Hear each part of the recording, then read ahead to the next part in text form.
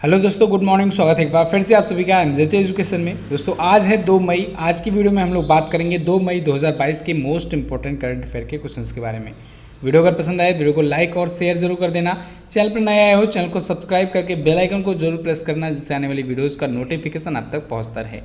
Video को देखने के बाद आप इसकी क्विज भी सॉल्व कर सकते हो, इसकी PDF भी डाउनलोड कर सकते हो। फ्री PDF फ्री क्विज के लिए दोस्तों आप MZT ऐप इंस्टॉल करें गूगल प्ले स्टोर से। और हाँ, आज दोस्तों हमारे सभी कोर्सेज़ पर चल रहा है 50% का डिस्काउंट, क्योंकि आज हमारा बर्थडे है।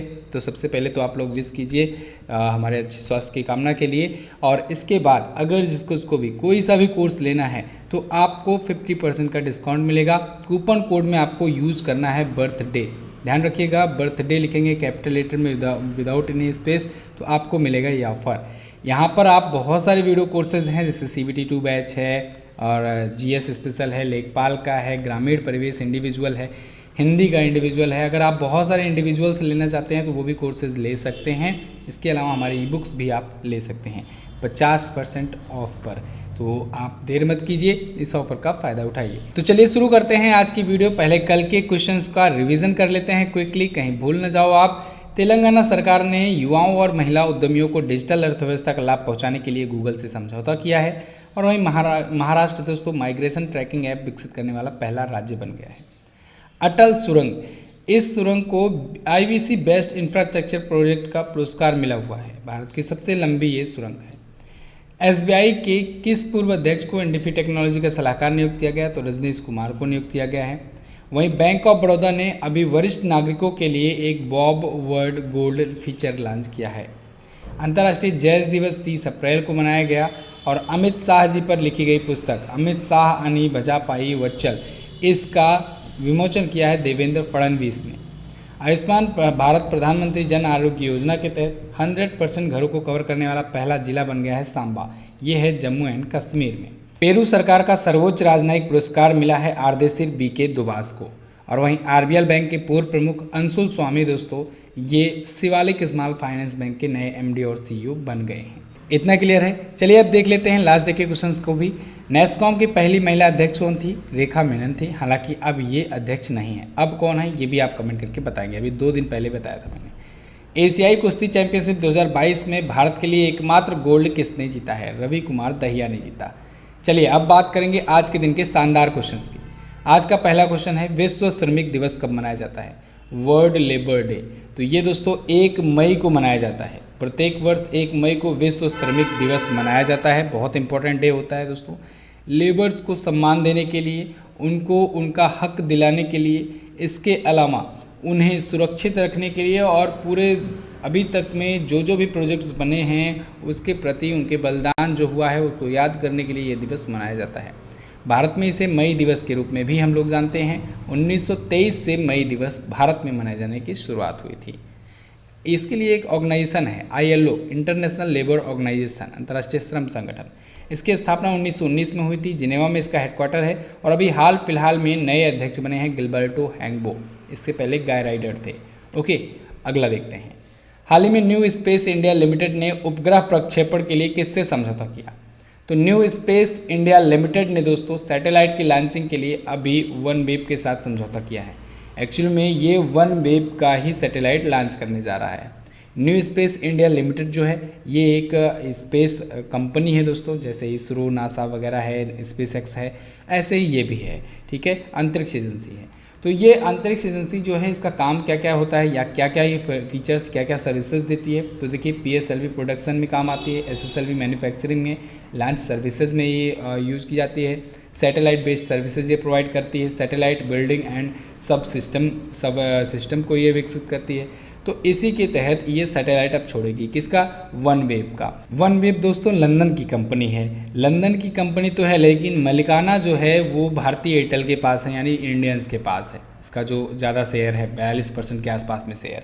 अच्छा, OneWeb सैटेलाइट अपना इससे क्यों ले जा रहा है? कारण ये है दोस्तों कि OneWeb जो है ये इंटरनेट प्रोवाइड करने के लिए, ग्लोबल इंटरनेट प्रोवाइड करने के लिए ये सैटेलाइट का एक जाल, एक गुच्छा लॉन्च कर रहा है पृथ्वी के ऊपर। और इससे ये ऊपर अंतरिक्ष से, स्पेस से ही ये इंटरनेट प्रोवाइड करेगा। इसके लिए इसने समझौता किया था सोयूज से। सोयूज क्या है? सोयूज दोस्तों एक रॉकेट सिस्टम है। किसका रॉकेट सिस्टम है? ये रसिया का रॉकेट सिस्टम है। तो रसिया से इसने डील की हुई थी। अब चूंकि ये लंदन में कंपनी है, लंदन बेस्ड कंपनी है, और लंदन यूके वगैरह ये लोग तो खफा चल ही रहे हैं रसिया से, इस वजह से इसने डील कैंसिल कर दी थी। तो वन वेब ने, आपको याद होगा कुछ दिन पहले मैंने बताया था कि स्पेस एक्स से साझेदारी करी, तो कुछ सैटेलाइट स्पेस एक्स भेजेगा, लेकिन अब स्पेस एक्स का अपना मसला है, उसका चार्जेस भी है। तो इसने एक डील कर ली न्यू स्पेस इंडिया लिमिटेड से। तो अब ये दोनों फिलहाल के लिए सैटेलाइट इसके ले जाएंगे अंतरिक्ष में। क्लियर है? बिल्कुल समझ में आया आपको? चलिए, तो यहाँ पर देखिए वन वेब के 428 उपग्रह सैटेलाइट जो हैं ये इन ऑर्बिट तारामंडल को हाई स्पीड कनेक्टिविटी प्रोवाइड करेगा और एक ग्लोबल नेटवर्क से जोड़ेगा। क्लियर है? ऐसे ही सेम स्पेसएक्स भी कर रहा है, जो अपना वो स्टारलिंक प्रोजेक्ट चला रहा है। ठीक है ना? चलिए, तो वन वेब के सीईओ हैं नील मास्टरसन और स्पेस इंडिया लिमिटेड के अध्यक्ष हैं राधा कृष्ण दुर्रेराजी। आगे देखते हैं, हाल ही में किसने व्हिटली गोल्ड अवार्ड जीता? तो व्हिटली गोल्ड अवार्ड मिला है किसे? चारुदत्त मिश्रा को। अभी दोस्तों UK Commonwealth point of light award मिला था किशोर कुमार दास को, और चारुदत्त मिश्रा को मिल गया व्हिटली गोल्ड अवार्ड। दोनों अवार्ड आप याद रखेंगे। यहाँ पर फिलहाल दिख रहे होंगे आपको चारुदत्त मिश्रा। ये दोस्तों ये बहुत ही फेमस हिम तेंदुआ विशेषज्ञ हैं और वन जीव संरक्षणवादी हैं। तो इनको ये अवार्ड मिला है। इनको अवार्ड मिला है एशिया के जो हाई पर्वतीय जो इलाके होते हैं ना, जो क्षेत्र होते हैं, वहाँ पर जो हिम तेंदुआ पाए जाते हैं, जिसे वहाँ पर बड़ी बिल्ली प्रजातियाँ भी कह सकते हैं हम लोग, तो उनका कैसे संरक्षण किया जाए, उनसे कैसे बचा जाए, समुदायों को उनसे कैसे दूर रखा जाए, ये सब में ये काफ़ी ज़्यादा एक्सपर्ट है। इनकी एक्सपर्टीज़ को देखते हुए इनको अभी लंदन की रॉयल जियोग्राफिक सोसाइटी में ये पुरस्कार दिया गया है। अच्छा, इन्हें दूसरी बार ये व्हिटली गोल्ड अवार्ड मिला है। एक बार और पहले पा चुके हैं ये एक बार 2005 में पाए थे और अभी दोबारा से ये पाए हुए हैं, चारुदत्त मिश्रा। अगला, किस अभिनेत्री को 75वें कांस फिल्म फेस्टिवल में जूरी सदस्य बनाया गया?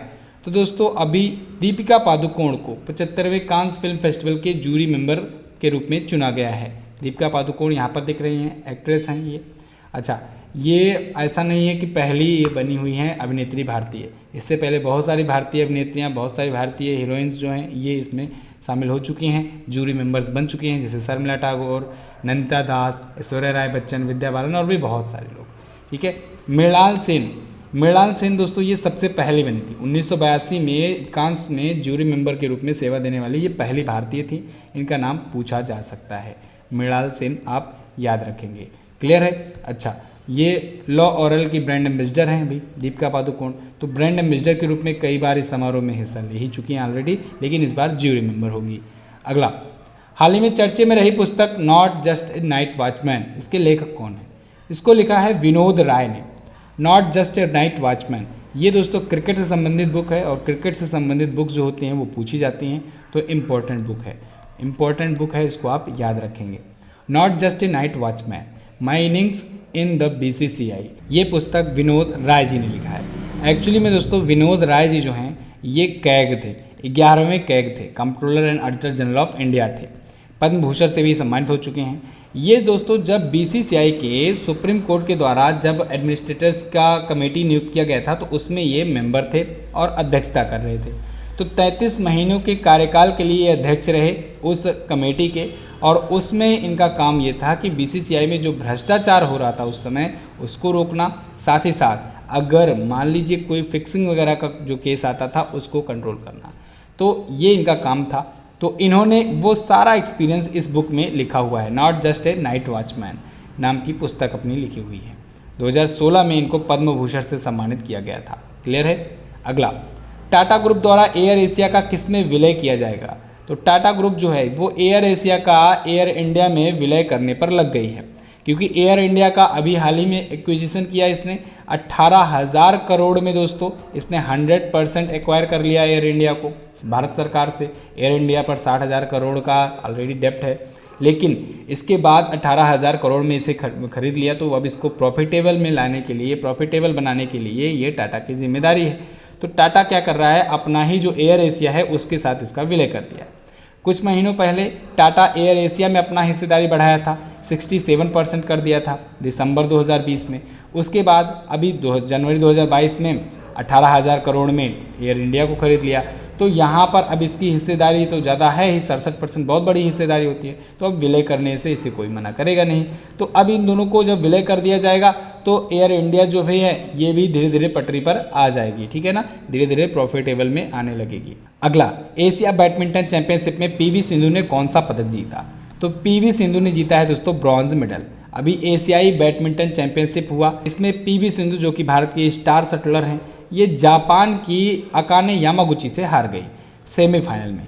जब ये सेमीफाइनल में हारी तो फिर इनको मिला ब्रॉन्ज। अगर सेमीफाइनल जीती होती, फाइनल हारी होती, तब इनको मिलता सिल्वर, ठीक है ना। अगर फाइनल भी जीती होती तो मिलता गोल्ड। तो यहाँ पर अकाने यामागुची से ये हार गई और पाई ब्रॉन्ज मेडल।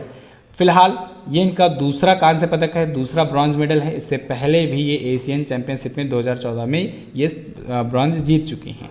इनके करियर के बारे में बात करें तो 2 बार की ओलंपिक पदक विजेता है, एकमात्र महिला खिलाड़ी भारत की जो 2 बार ओलंपिक में मेडल लाई हैं। रियो ओलंपिक में सिल्वर लाई थी और टोक्यो ओलंपिक में ब्रॉन्ज मेडल पाई हुई हैं। विश्व चैंपियन भी थी, 2019 में वर्ल्ड बैडमिंटन चैंपियन बनी थी। हैदराबाद की रहने वाली हैं, जन्म हुआ था तब तो यह आंध्र प्रदेश में था, अब तेलंगाना में है।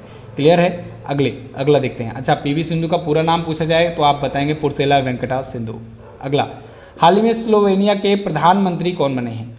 स्लोवेनिया के प्रधानमंत्री दोस्तों बन गए हैं रॉबर्ट गोलोब। ये नए प्रधानमंत्री बने हैं स्लोवेनिया के। इंटरेस्टिंग बात ये है कि अभी जनवरी 2022 यानी कि मोटा मोटा ले लो 3 से 4 महीने पहले ही इन्होंने अपनी नई पार्टी स्थापित करी और अपनी नई पार्टी स्थापित करने के बाद ही ये बन गए प्राइम मिनिस्टर। कोई पॉलिटिकल इनके पास एक्सपीरियंस भी नहीं था, ये बन गए वहाँ के प्राइम मिनिस्टर। और इन्होंने हराया किसे? से देखिए, 3 बार के प्रधानमंत्री जनेज जनसा को हरा करके ये जीते हुए हैं। चलो, स्लोवेनिया आया है तो आपको वर्ल्ड मैप में दिखाता हूँ स्लोवेनिया है कहाँ पर। सबसे पहले देखिए, ये रहा अपना प्यारा भारत। यहाँ से आप आएंगे दोस्तों यूरोपियन कॉन्टिनेंट में। यूरोपियन कॉन्टिनेंट में आने के बाद मैंने आपको बताया था जब भी पहुँचे तो सबसे पहले आप ये पूंछ वाले देश के पास पहुँचेंगे, इटली के पास।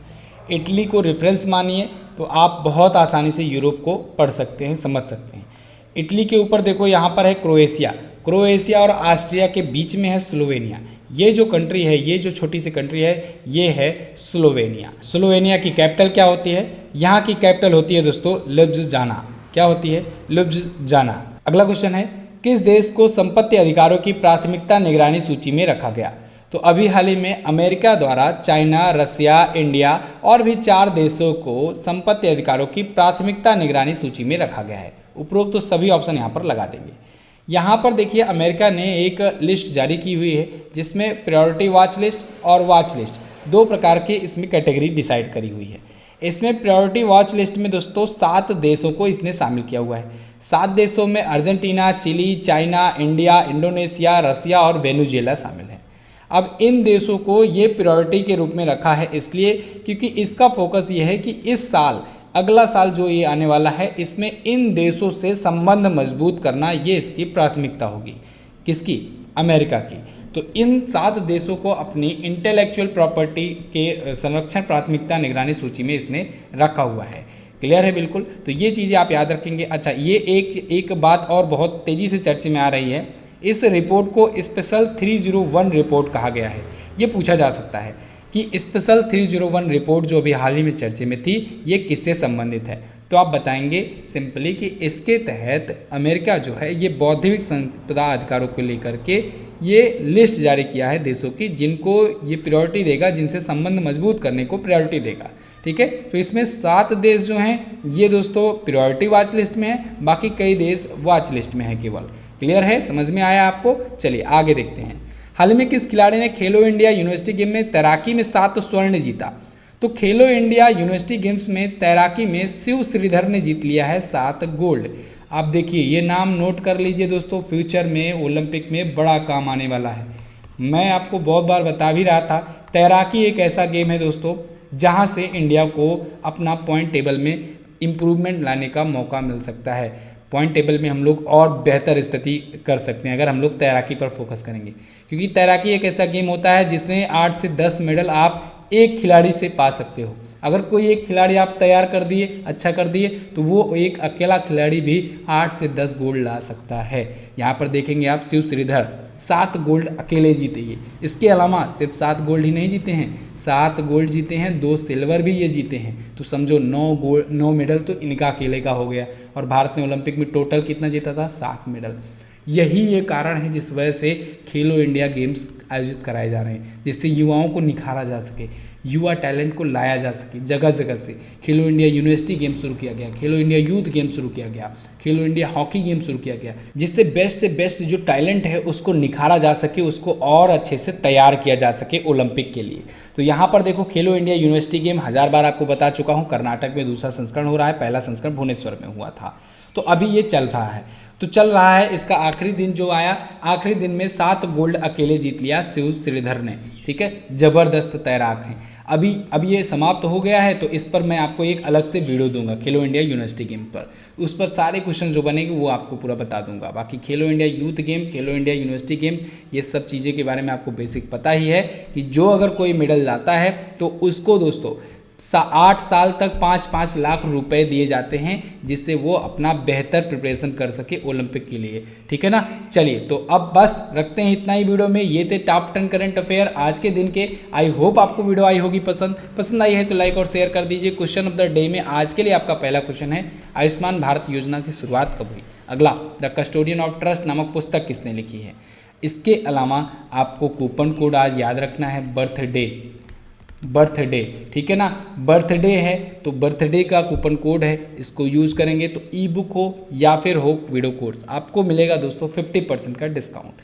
तो wish me happy birthday and use the code birthday, तो आपको मिलेगा 50% का डिस्काउंट सभी वीडियो कोर्सेज पर। बहुत सारे वीडियो कोर्सेज आए हुए हैं, गूगल प्ले स्टोर से MZT ऐप इंस्टॉल कीजिए और आप ई बुक और कोर्स का फ़ायदा उठाइए। मिलते हैं अगली वीडियो में दोस्तों, तब तक के लिए नमस्कार, जय हिंद, वंदे मातरम।